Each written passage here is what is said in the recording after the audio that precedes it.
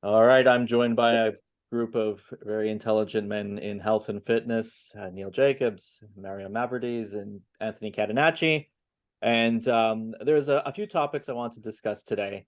But one thing that I had talked to Neil about that was sort of very much prominent on my mind was a death of a like a fitness, I guess, influencer, I would say, Joe Aesthetics or Joe Lindler, and he had a very, very premature death. And it was someone I just started following on Instagram recently. I found him very interesting, both in terms of his physique and also a lot of the biohacking, health, optimization things that he was recommending. He was big on supplements, but he was also a proponent of like ice baths and fitness in general.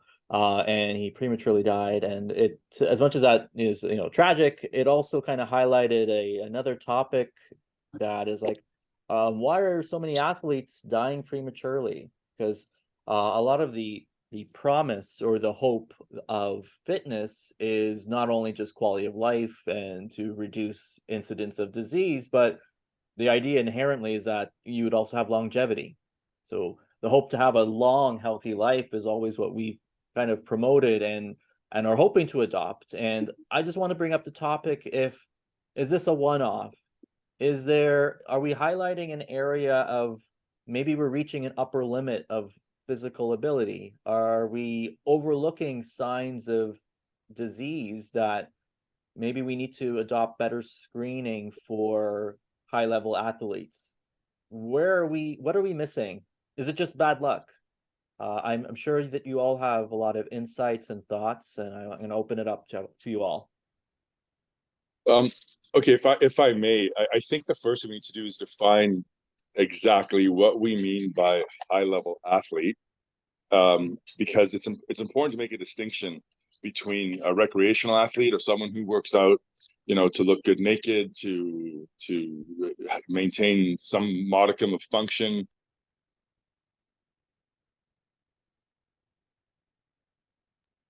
who's a professional who takes things to the extreme. So someone like Joe Aesthetics, with his rather extreme physique, um, and it was, I mean, it was remarkable, a fantastic physique, but he obviously took things to the nth degree, um, and that's a little different from someone who's just, working out 4 or 5 times a week, three to five times a week at the gym, going for doing some cardio 20 minutes after their workout.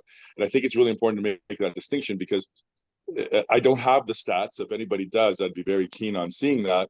Is how much is this sudden onset of premature deaths affecting the average person versus these professional high level athletes?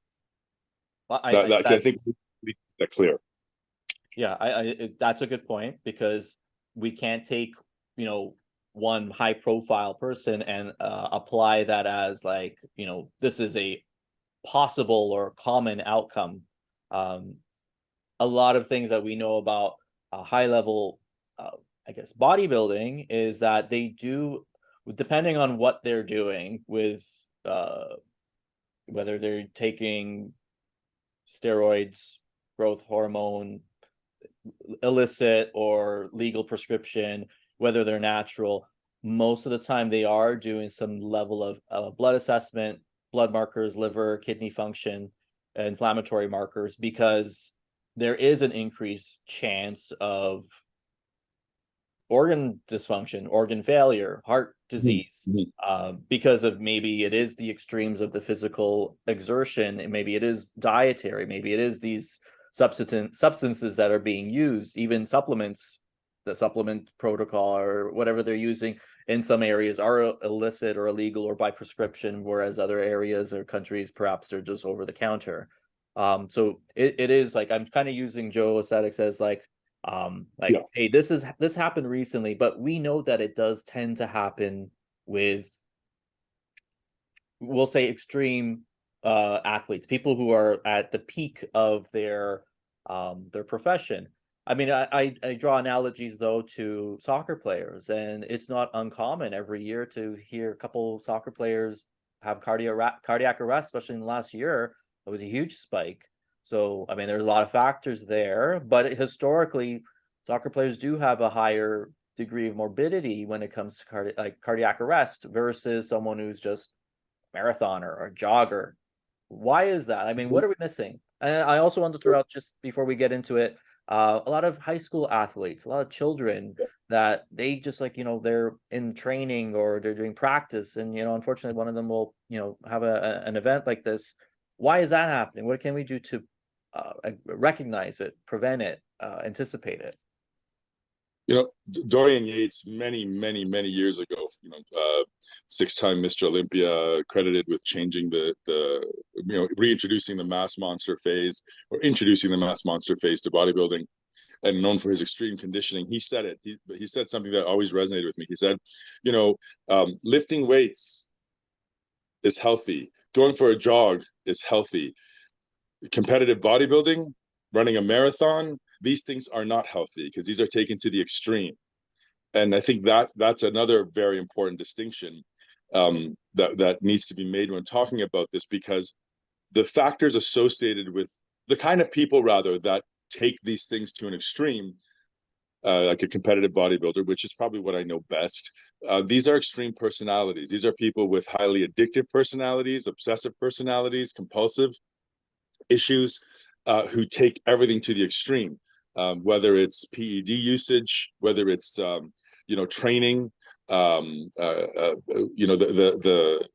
most of the deaths in bodybuilding that occur usually happen during or immediately prior or immediately after a competition, where you're dehydrating yourself significantly, and that's a very high risk time, particularly with the use of diuretics, loop diuretics like Lasix, things like that. These have, if they're not used incredibly carefully, can absolutely kill you, and it has happened many times, and throughout history. There's name after name after name.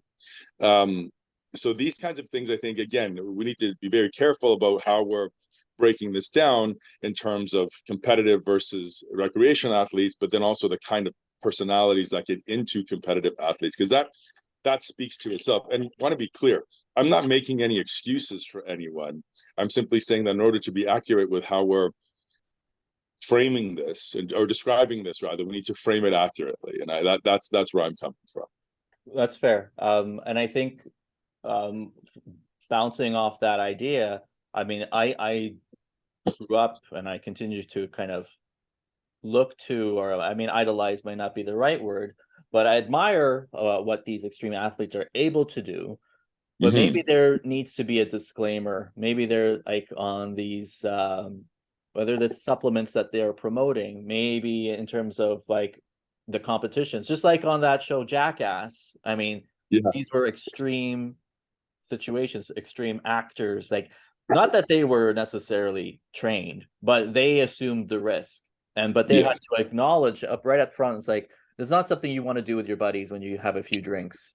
This is something like, we're assuming the risk. We know that this is involved, and we're doing whatever we can to our knowledge at this point.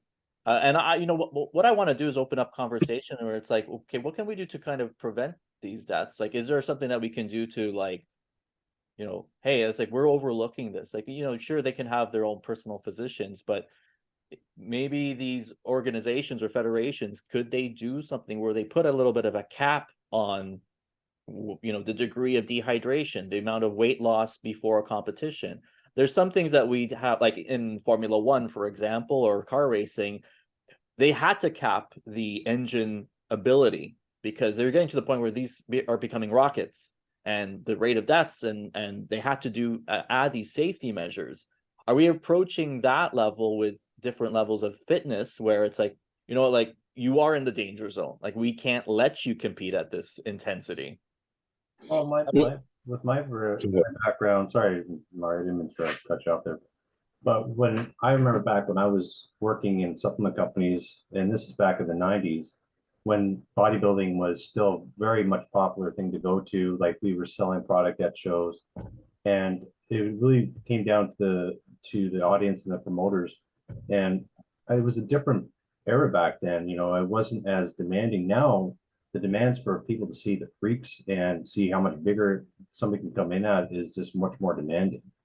You know, so it really is a change over time, and the difference in the view of the population, how they're looking at what they want and what they're asking for, and the promoters are giving it to them, and they don't really kind of want to stop because they help bring in people to the stands.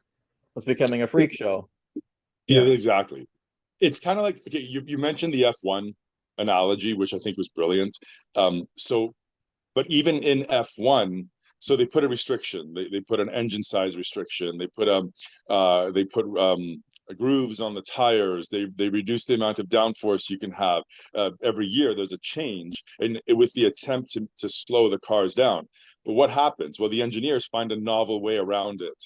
You know, they turbocharge the engine within an inch of its life. There's always a technological solution in order to continue to make those lap times drop, right? And it's like here we are again. Like 10 years ago in Formula One, 800 horsepower was 750, 800 horsepower. That was the de facto limit. Now we're pushing 1100, and with a smaller engine, okay, with the attempts of reducing it. But it's just you can't create a competitive space and then say, hey, I want you to go this, I want you to go fast, but not that fast. I want you to be big, but not that big. I want you to be lean and hard, but not that lean and hard. I want you to hit this many home runs, but not that many home runs. You can't do that to a competitive athlete because they only know how to go full throttle. And this is how I'm tying back to what I was saying earlier about the extreme personality. The kind of person who wants to enter a Formula One race or, run an ultra marathon like the Dave Goggins of the world, or the, who wants to be a competitive bodybuilder, like, Nick Walker, for example, right now, one of the current top bodybuilders. You can't tell him, hey man, you're coming in too hard. I need you to go easy on the diuretics. I need you to lay off the the halo. I need you to really slow down on your PED usage. He can't, right? Because the next guy might do a little more. So I think that it's, and what you were alluding to or a minute ago there was the culture where the promoters, like, they want to bring people in, and freaks bring people in. High speed brings people in.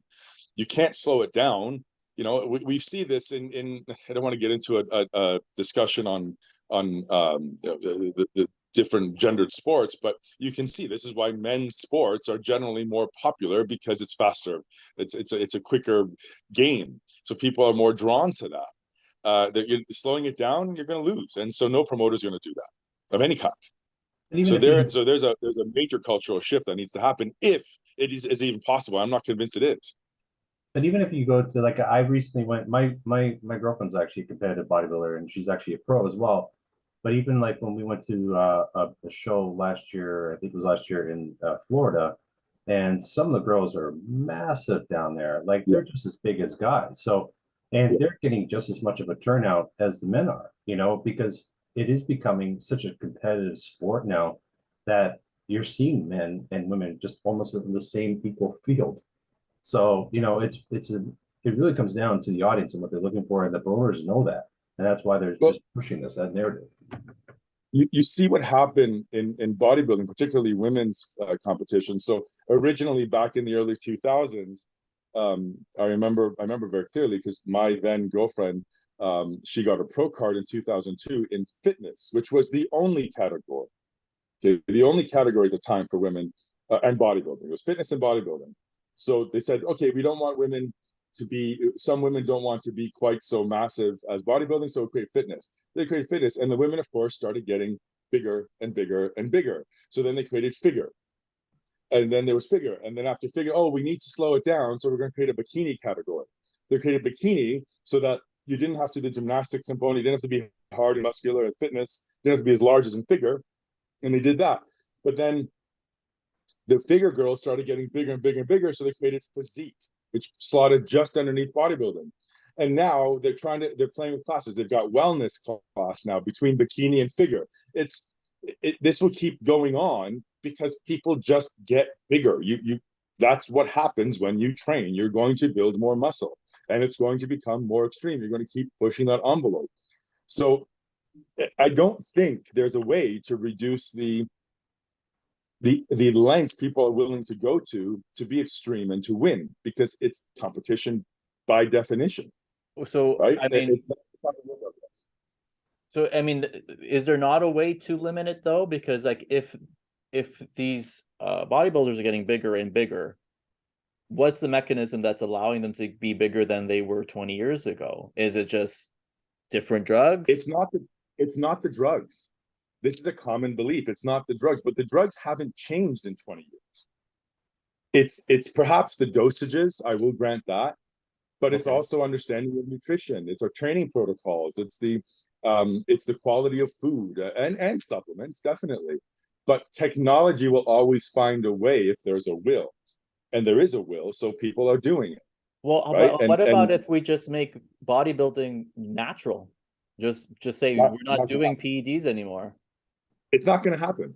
But why not? Because I mean, I know that the federation wants bigger is better because that's what sells tickets. I mean, I get that premise, but I mean, just like in baseball, when they had that PED explosion, everyone's knocking 80 home runs out of the park each season.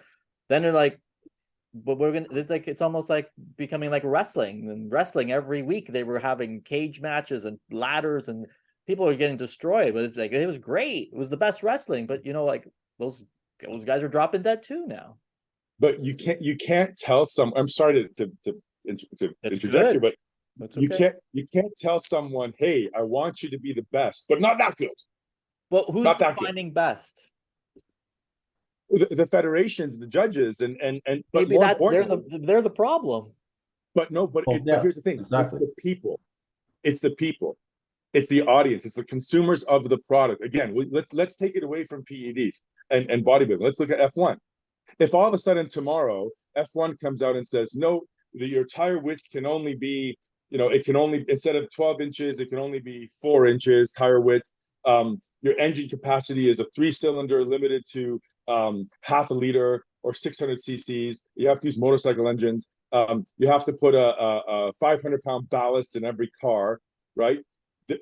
It's going to slow things down for that first year or two until the engineers can catch up, and they'll figure out a way to do it to raise the speed. But in that time frame, we're going to lose massive amounts of audience because no one wants to see cars going around at 60 kilometers an hour. You're going to go through Monza at 60 kilometers. No one wants to see that, right? So I mean, the casual person may not want to see it, and I mean, I think that. I guess what I'm kind of in the background, I feel like in every sport, there is a level of like where it just keeps going up to the point where it's like, it's not sustainable. We need to kind of like retexture things, just kind of like change the focus.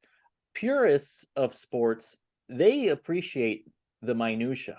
Like someone who's a true F1 fan, they don't mind if the car is going 40 miles an hour slower, but they know the handle, they know the skill of the driver, they can appreciate that. Maybe the people that just like things going fast all the time because it's cute, like after a while they're not purists anyways. And I'm suggesting if we want to go back to what bodybuilding, those were the healthy, those that you bodybuilders so you wouldn't be scrawny and weak. Now you don't look at Ronnie Coleman. He can't even, he's in a wheelchair. I mean, that guy could have been Superman. So, I mean, to me, it's sad that we allow it to get to a point where it's like, I'm going to push myself till I break. And it's like, it just sort of undermines what fitness is. It's not fitness, and change the name. But isn't this, but again, I think we need to make that distinction between fitness and competition. Okay, we have to be very clear. Competition isn't fitness. Like we'll use any other sport, sprinting, or to bring it back to Anthony's realm, the CrossFit games. Okay, there's nothing healthy about the CrossFit games. Nothing. It's true. It's designed to push their athletes till they break, and they often do. That's what happens, and because people want to see the Fromans of the world doing, you know, crazy reps and AMRAPs and pushing themselves to absolute limit because they want to see that stadium is full of people wanting to see these athletes push the limits. Okay. And if all of a sudden you cut back, if it's even possible, which I'm still not convinced it is, it's just going to lose everything. Now, it may normalize down to a lower level of competition for a little while, but how do you tell these hyper competitive athletes, hey, don't go that fast, don't push that hard? They're going to. It's just it's nature. It's the nature of the personality. I have many doctor friends that are chiropractors that tell me their best clients are CrossFitters. Well, yeah, there's that running joke, right? You're either doing CrossFit or you've stopped because you got hurt. That's the, you know. And I'm not trying to take a strip out of CrossFit. I get that. I'll quickly add two things to that. So I think there's a big disconnect between public perception and understanding what it takes to be a high level athlete. And I say that as someone from a CrossFit background, and I look at CrossFit as like the mixed martial arts of fitness, where I've been exposed to so many different disciplines, right? Yeah. And I never appreciated the Olympics growing up because I didn't give a shit about a guy running 100 meters or 400 meters because I couldn't relate. But now when I go to a track and I try to run 400 meters, I say, holy shit, this is really hard. And to see the times that people can do it in, it's created a relationship of, wow, a 500-meter row, a 5K row, a 10K run, all of a sudden, this becomes bigger than I ever anticipated, right? And I don't think the everyday person sees this. And what the everyday person should understand but doesn't is that this is across every industry, not just athletics, but when you have such a high degree of specialization, there's going to be some downstream effects that aren't positive anymore, right? Where to Jason's point of there comes a point where this is good, this is good, this is good, and then it goes over a cliff, right? So to that point of the extreme bodybuilders who pass away young or the wrestlers who pass away young, I think this is more a case of, you know, a lot of stress adding up in the body, leading towards disease and other types of problems within the body. And I think this level of specialization, this is another topic, but I think where this could kind of go is what I'm seeing with my wife's kids and their sports and how specialization is now happening too young, right? Yeah. We're seeing pitchers blow out their elbow at 21. Right? You're seeing soccer stars who are, you know, destined for greatness until their knee blows up at 19 years old. And it just keeps recurring. Right? I got female gymnasts at 10 years old that with arthritis. Yeah. It's wrong. The level of specialization is probably, and you know, to this point of, well, you can't tell a human or someone ultra competitive to dial it back. It's not going to happen. But I think the everyday person going into any sporting discipline needs to know, hey, if I'm going to push my body to such extremes, there comes a point where I need to take care of myself. I need to sleep. I need to ensure my nutrition is on point. I should probably get blood work done. The everyday person, the everyday athlete, they're not going to put these things in place. I deal with the daily public. You know, I have Gen Pop as majority of my clientele. I know that majority of them aren't eating properly. Majority of them are not getting 7 to 8 hours of sleep. How many of them drink alcohol regularly? Like, these aren't professional athletes, whereas these athletes are like on a professional level, these high elite, maybe not the 21 to 24-year-olds, because I think they're still stuck in that teen mindset. But any athlete who's still a professional after the age of 26 in any sport, I assure you, is doing everything possible to sustain their body. And I don't think the everyday person has that understanding of the discipline that it takes. I mean, you get an insight into it with like Instagram, because a lot of athletes, professional athletes, they are very like transparent. Sometimes it is marketing and promotion, like what they're doing, when they're doing hyperbaric oxygen, they're taking supplements, stem cell, whatever it is. But yeah, I don't think the general population understands like the cost, the amount, like it's their career, and it's a short career. So they go in hard and they try to sustain whatever they got left after 30. But I mean, there is a disconnect, and I think that's why I think we almost need to separate health and fitness from the competition, like you said, Mario, because we have to be able 100%. to make it clear, like, this is not like the Olympics where you see the Olympics and these are like, there's supposed to be no PED. They're supposed to be the healthiest. They're young. They're strong. Competition in terms of professional competition, that's different. And I think the population has to know, it's like, I want to look like this, my favorite bodybuilder. It's like, you shouldn't, if you want to be healthy. Yeah. There's nothing healthy about, getting back to bodybuilding, there's nothing healthy about these Olympia level, or any, frankly, just about any professional level bodybuilder, male or female. There's nothing healthy about them.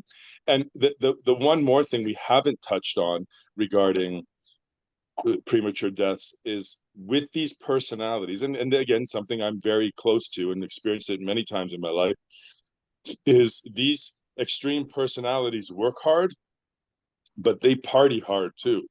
They really truly do. I mean, I've been to parties with professional bodybuilders, and the drugs, the alcohol, and I mean drugs, I don't mean PEDs, I mean, recreational drugs, the GHBs, the MDMAs, ecstasies, and cocaine. Like, we're talking massive amounts that would kill a typical human being, and they're doing them regularly because, when you're 300 pounds of muscle, you're going to feel invincible.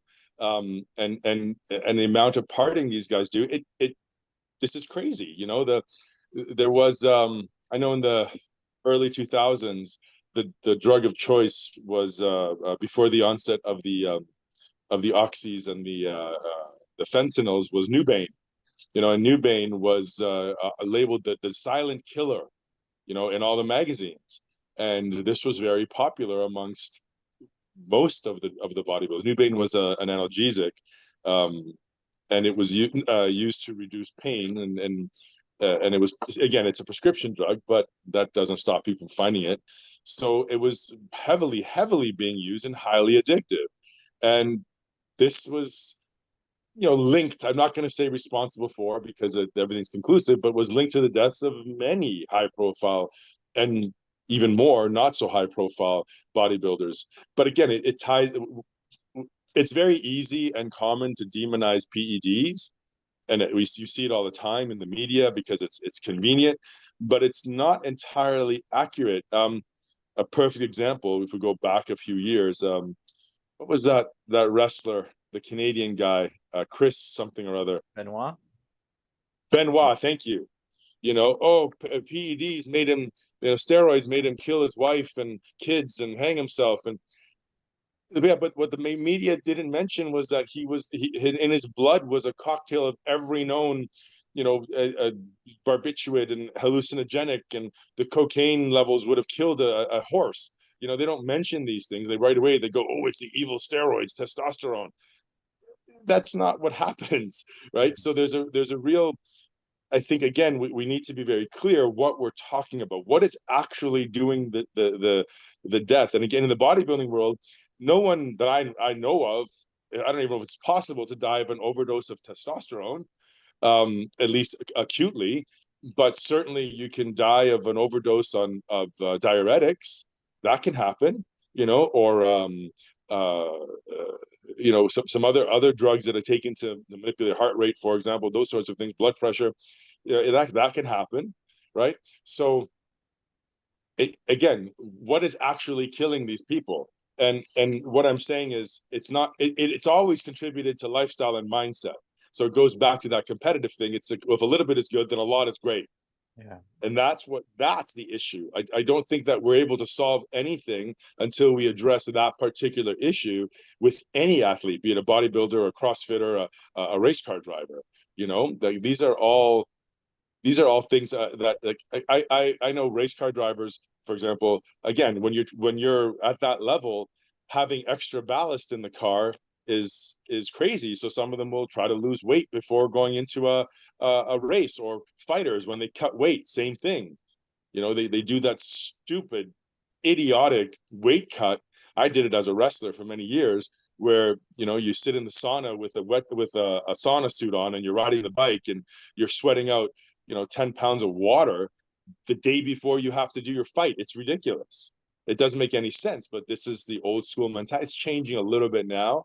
You know, I know with Joe Rogan popularizing different methodologies, it seems to be helping. But these kinds of things, how do you stop that? That's not a federal, it's not a legislated or mandated rule. It's just people do it because that's what you've always done. You know, it's a really, really complex issue, but I think it all comes down to human behavior, and that's what we have to consider. I mean, where can we, I guess, point our finger or look in a direction where the psychology of the professional has to be evaluated? I mean, even at the earliest stages, like, I mean, sports psychology, looking at whether it is beneficial for someone to be such a type A, like OCD type of individual. Maybe they do on average perform better than someone who's a little bit more like balanced in terms of like they're, or more moderate, I should say. Balance sounds like maybe misconception, but someone who's more moderate in their procedures, their behaviors, maybe they are not as extreme, versus someone who does take it to the limit and pass. Yeah, sure, they do perform better. Where is that in terms of like, where can we scale that back, or where can we like see that this is actually part of the real problem? Like, you know, whether it's the extremes in their social lives, their personal lives, drug use, I don't know if you can, all of it. You never, I don't know if you can because of the money. Well, okay, Yeah. now we're saying pretty much what we're outlining. If we're just zooming out, we have these corporations or federations, like we can maximize our revenues by getting these idiots that don't know how to limit themselves, Regulate. whatever they want, ride them like a stallion until it dies, and then find the next one. Pretty much. There's always going to be someone next. There's always going to be another dude in line who wants to be the next, you know, Ronnie Coleman, or the next, you know, Lewis Hamilton, or the next whatever, Usain Bolt. You know, they're always pushing for that because everyone wants greatness. I mean, sorry, I shouldn't say everyone, but people like these A-type competitive personalities, they're not doing it to be mediocre, because mediocrity doesn't get rewarded. Like that's my point, is that we're looking at the athlete, but the athlete is simply a product of the environment, which is we, the consumers of these sports. We want to see the biggest, the fastest, the strongest, higher, faster, stronger, right? You know, that's the Olympic credo, right? Like it's in the foundation of competition.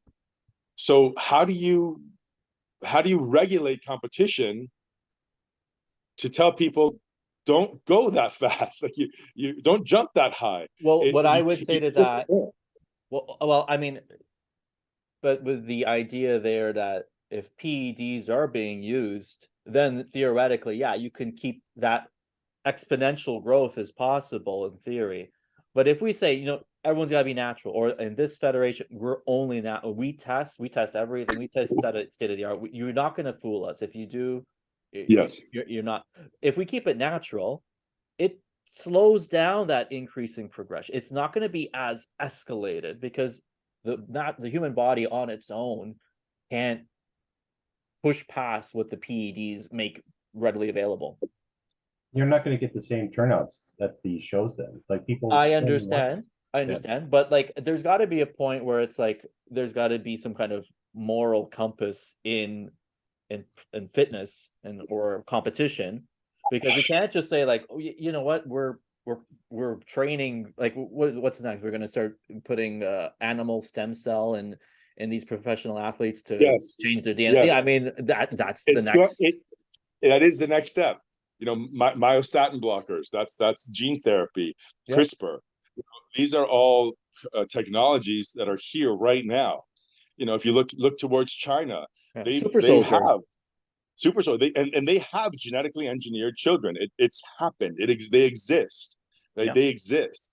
Yeah. So I mean, they're denying it, but they exist. So I think what we're talking about here is this union injunction of competitive human behavior and pushing the body to the limits and technology coming together to create a post-human outcome.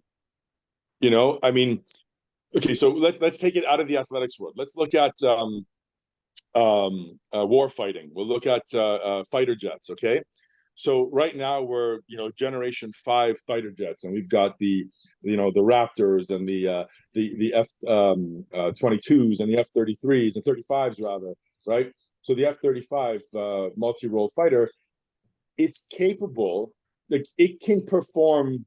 It has even more performance right now, but they have to dial it back because the human pilot cannot handle the G-forces this thing can create. So we have the technology to create fighter jets that have significantly higher performance than they have right now, but the human body simply cannot handle it. Okay, so what's the next step? Well, either make a better human or eliminate the human factor entirely. Which was probably the easier option. Yeah, that's probably the direction we're going to go in that field. But how do you do that in competitive sports? I think people still want to go back to what Anthony was saying about identifying. You can't identify in a meaningful way with a giant robot designed for sprinting.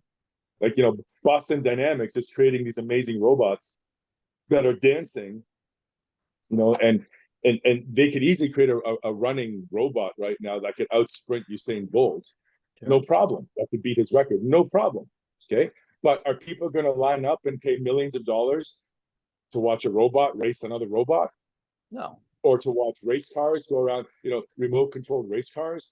Or is it maybe if there's a human pilot? I don't know. Okay, so I mean, there's a few ideas here. Will people watch someone drive an F1 car remotely?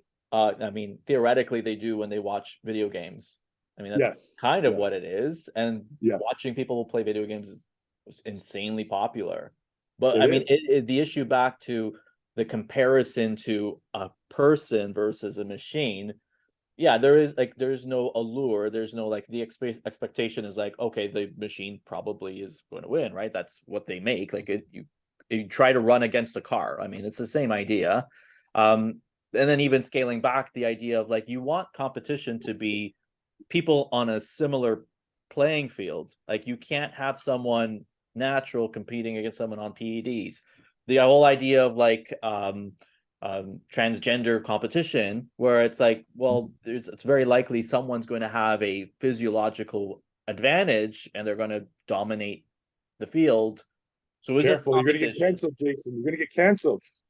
I didn't say. I mean, I get. I'm just saying that there's an issue of the competitive level is not consistent. Now, the idea of let's say, in soccer, for example, what if a female soccer athlete made a male's team and they competed? Fantastic player, no deficit, no differential. I mean, I played co-ed soccer. Some of the best players I ever played with were females. I'm not very good, but I saw people who were very good, and whether it's male or female, it didn't matter. It was competitive. It was enjoyable.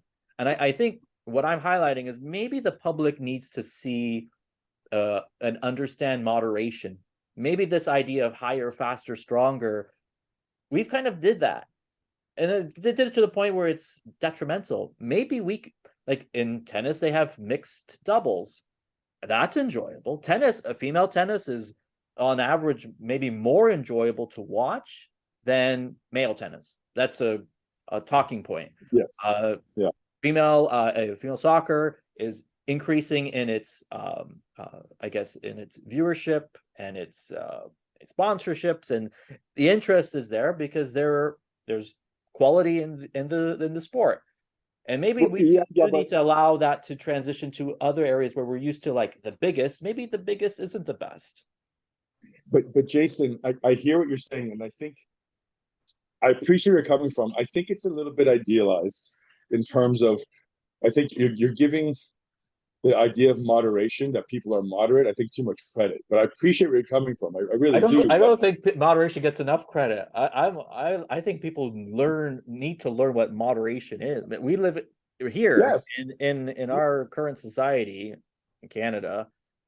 Yes. There is no moderation. It's either No. full go as hard as you can, or you give up. But that's my point, is that because moderation isn't rewarded, mediocrity. I'm suggesting we reward moderation. We should stop rewarding people that are extremists. Extreme. Okay, but let's use your analogy again. I'm going to push back a little bit on the female soccer players, Sure. because this just happened, right? This is literally an ongoing. So the Americans, the women's U.S. soccer team filed a lawsuit against Soccer USA for equal pay. Okay. Now there was a host of and there's a host of issues in the court and the whole deal. It turned out in the court that in fact the women were actually making more money than the men at the time. Okay, they were earning more money than the men. Okay, so their initial lawsuit got kicked out. They kept on going because it was popular, and there was a political. It's a political thing. It's not an issue of like, yeah. But here's the performance factor. Okay, there were a few things, and I bring up the money because it helps identify the differential in performance. So the Women's World Cup brings in $400 million worldwide. Okay, and the women get a percentage of that. That's how it works. The Men's World Cup brings in about 6.8 billion. Okay, so there's a massive differential. Okay, massive differential, or maybe it's 4.8 billion, whatever. It was in the billion. It's called 5 billion. Okay, I don't remember the exact number, but it was significantly higher. Is the point? So why? Well, because the women's game simply isn't supported. There's not enough people to view it because, again, people don't want to see a slower game.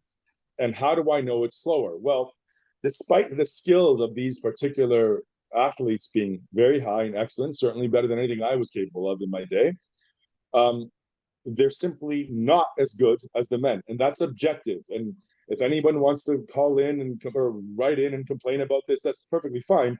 But the objective reality is that same team, that same women's soccer team, lost to 14-year-old boys. Okay? This is all valid. This is all true. I'm not suggesting. I know what you're discussing. The male soccer, the revenues, and that. Right. I mean, there is no argument. I'm using that to exemplify how people, the consuming public, they don't want to see slower. They want to see. That's not always true, because in tennis, female tennis is, yes. I don't know numbers, but I would presume is relatively on par with male tennis. I think actually women is more popular. I think actually it's the one sport where it's more popular. And so, I mean, I'm not saying that this will apply to all sports, but why? Yeah. Like, this is a very good example of like, they're still strong, they're still athletic, like, but it's maybe not excessive. Maybe like in male tennis, it's just overpowered, where it's like the rallies don't actually they yield nothing, so it's not interesting anymore. Yeah, and I think you're absolutely right in that regard, and that's something that has been discussed. This is a very popular topic, the men versus women, because of the whole transgender issue now that's coming up. So definitely something that's a forefront of social consciousness. And I think actually that the tennis is the one place where the women are the viewership is as high, if not higher. However, the difference in play is undeniable. But I think you nailed on the head. When you've got these guys with 120 mile an hour serves, everything's going to be an ace. And no, there's been matches of the top women against the top men. There's no chance. Like, the women stand no chance against these men. The men have always won in straight sets in just a few minutes. Okay, and that, again, that's not to say that the women are bad players. It's just it's a different game, right? Yeah. So, but I think tennis is the one exception where, because it's too fast now for the men, they're too powerful. It's not exciting tennis. So there is a law, there is a point of diminishing returns, but it seems to only exist right now in tennis. I would argue that. I think it exists in hockey. Interesting. My point being is that because the players are so much more massive, taller, wider, the dimensions of the rink has been the same, 200 by whatever it is. Yeah. The goalie net has not changed, but the goalies have gotten massively bigger. I watched the game a few months ago at the arena, and I had to, like, for the first time, acknowledge that it wasn't enjoyable.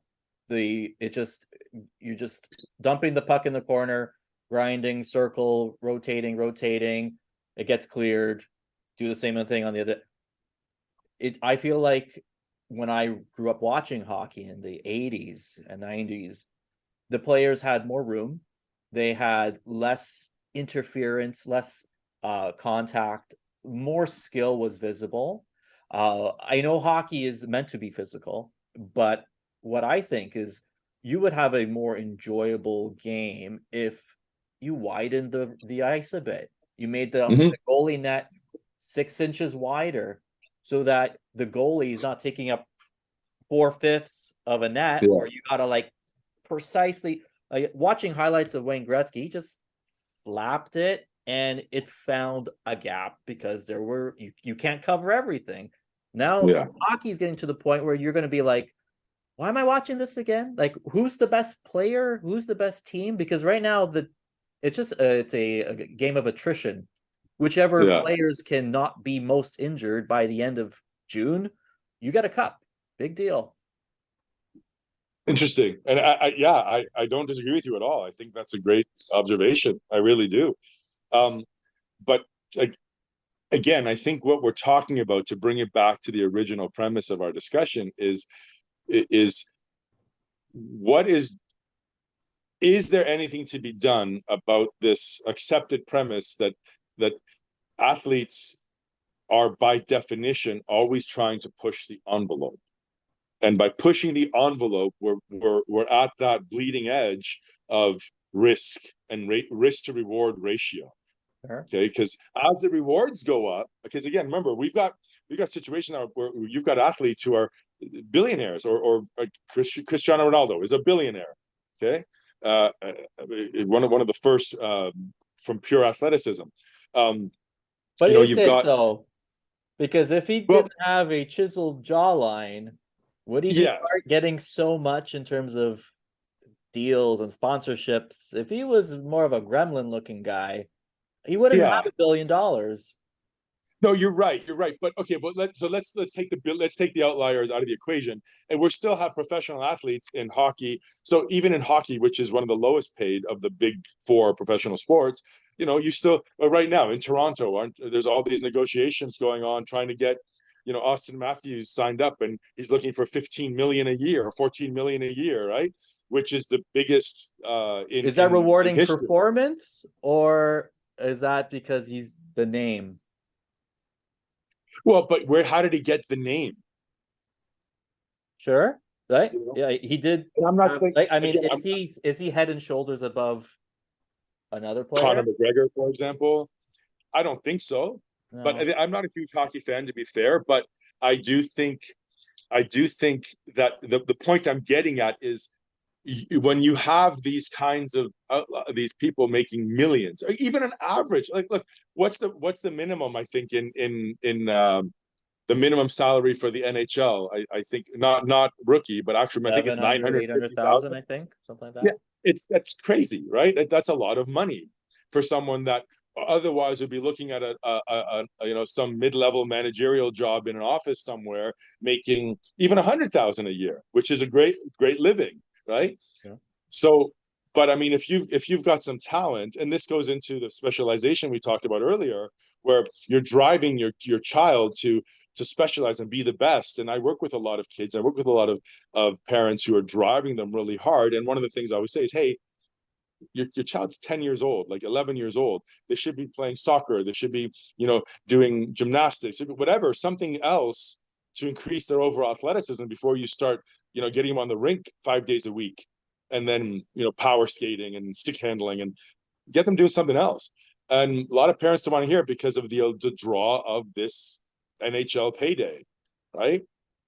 Which is, And I think that, it's sad, I think, because it's really Yeah. like, is that the purpose of childhood sports? no, it's not.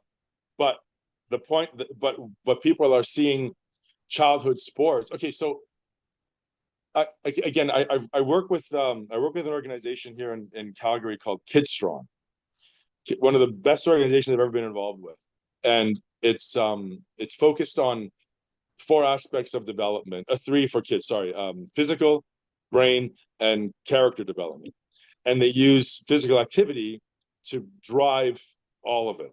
So, and what it does for kids, in fact, their tagline is, "We help kids win at life," and it gives them the confidence through accomplishment to do other things they need to do outside, right? Outside of the real world. And it picks up, Kids Strong picks up where the school leaves off. Okay.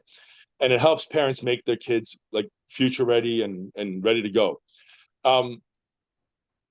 But even there, I see a lot of parents coming and saying, "Oh, I want my kid to do this, but he's got hockey 5 times a week, or she's got swimming, every morning, and she's too tired." So I go, "Well, hey, this is perfect for your child. Maybe take him out of swimming for a couple of days and do this once or twice a week.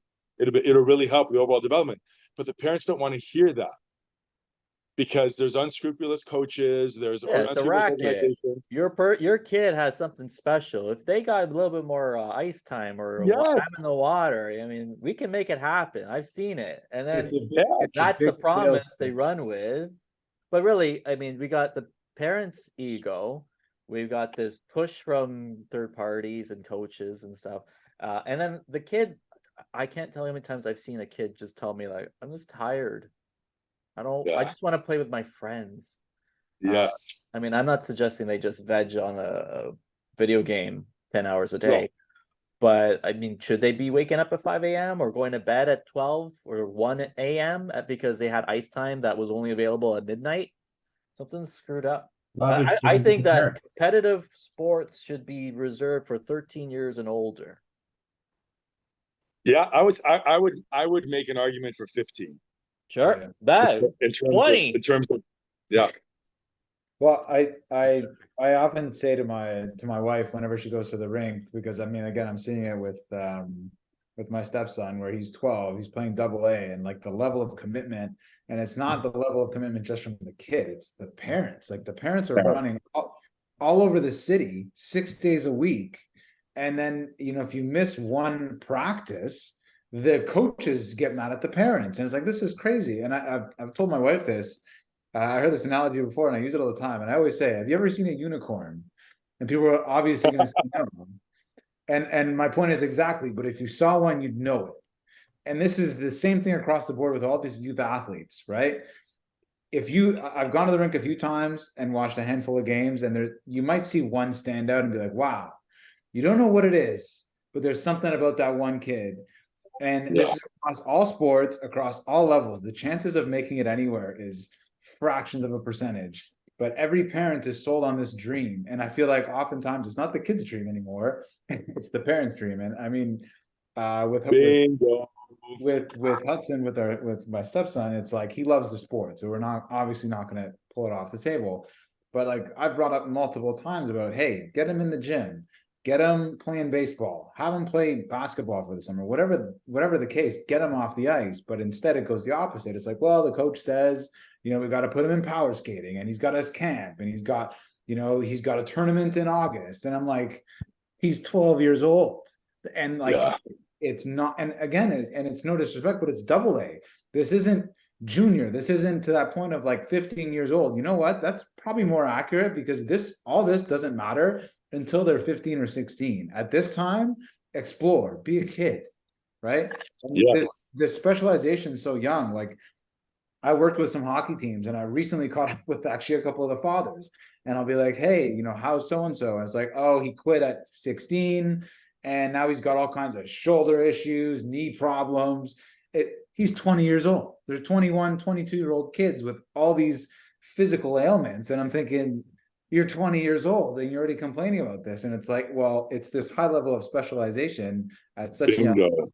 and I don't know if it's just me seeing it, and I don't think it's necessarily a generational thing, but I opened my gym 10 years ago, and kids that come in today, I'm noticing coordination levels at all-time lows.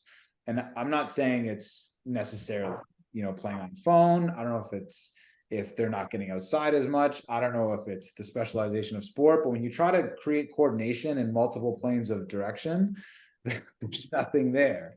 There's just slouching and They don't have any body awareness. That's it, right? Whereas, and okay, maybe not all of us kids, but I know as a child, in the summer, I was in the backyard playing baseball. I had soccer at night, and I'd pick up a basketball, but I wasn't as much into basketball in the summer because I wasn't exposed to it. But come September, October, I had a football in my hand. I had a basketball in my hand. I had a hockey stick playing road hockey. Like, it just kept cycling every year. And I built up, it's what got me into CrossFit to begin with, was I enjoyed high performance athletics across the board. And I like the diversity. I mean, Wayne Gretzky was just about to become a lacrosse player more than a hockey player. So Yes. something about being a little bit more diverse and not becoming a specialist in any one thing. LeBron James was the most highly touted wide receiving prospect in elementary school. And then he I didn't know that. Well, in grade 9, he was being compared to Randy Moss. But guys, the evidence on we'll call it cross training or multidisciplinary training for young kids before the age of 15 is very clear. There's really no debate. Those data are abundant and very clear. The more different stimuli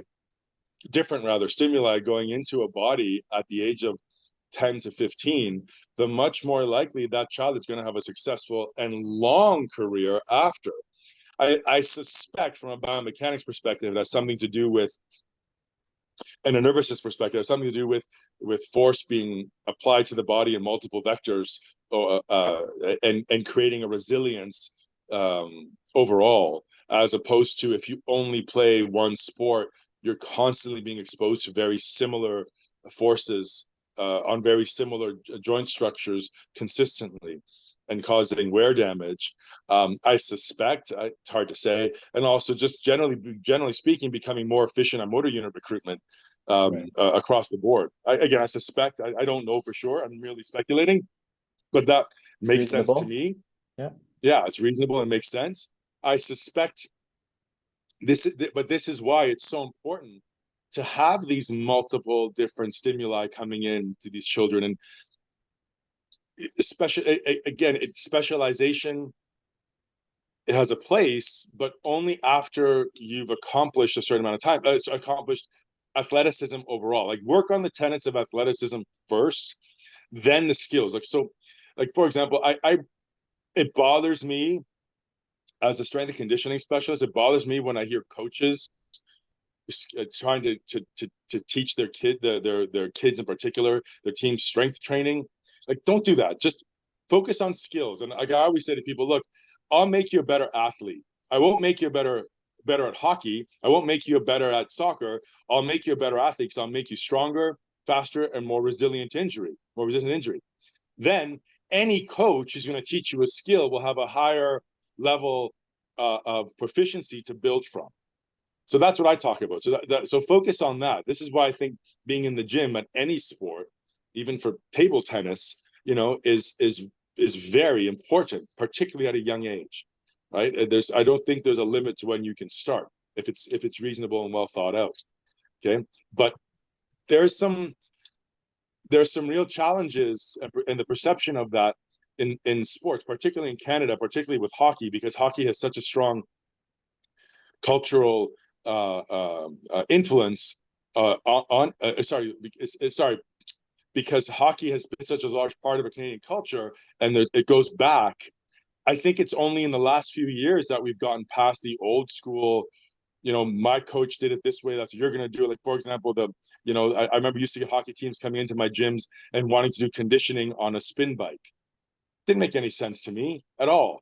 But we did it before, so we're going to do it now. And it was silly. So it's changing through education and through discussions like this with professionals who are willing to really come out and speak openly about the topic.